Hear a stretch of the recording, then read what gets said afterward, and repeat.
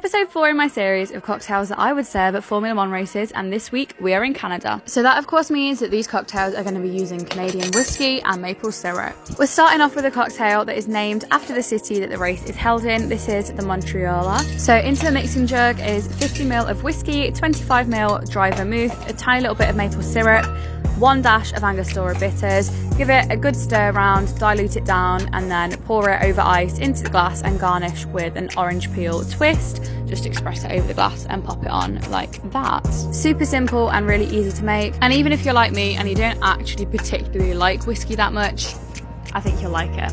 I enjoyed it. Second cocktail we're moving on to is called the Maple Leaf. So for this you need 50ml of Canadian whiskey, 12.5 maple syrup, 12.5 lemon juice, 1 dash of Angostura bitters.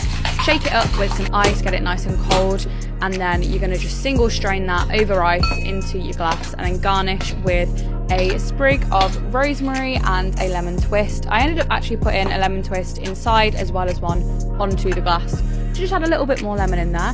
And again, that was very nice. I feel like I've made these cocktails in order of like least to most favourite when I've tried them. And yes, I did once again stab myself in the eye. You didn't see that, it's fine. But no, this was surprisingly really nice. And I think I've learned that I like whiskey and lemon together quite a lot. And now moving on to the third and final cocktail, we're going for a whiskey sour. So we want 75ml of Canadian whiskey, 50ml lemon juice, 50ml sugar syrup, that I spilled absolutely everywhere and had to clean up, 1 dash or a couple dashes realistically of Angostura bitters, and then I've used 25ml of aquafaba. Obviously a lot of the time for sours people use egg whites, but I'm a vegan, I will not be doing that, so you can use aquafaba as a substitute to get a nice foamy head on it as well. And then once that's all shaken up, you can literally hear the difference between when there's foam in there and when there's not, and then you're going to double strain that out into the glass, garnish with a slice of lemon, and I also garnish with a cherry. If you had like a maraschino cherry, that would work really well. I didn't, I just had actual cherries,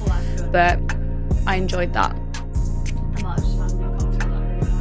And like I said, that was definitely my favourite of the three. I've never had a whiskey sour before, so I didn't think I'd like it, but I really, really did.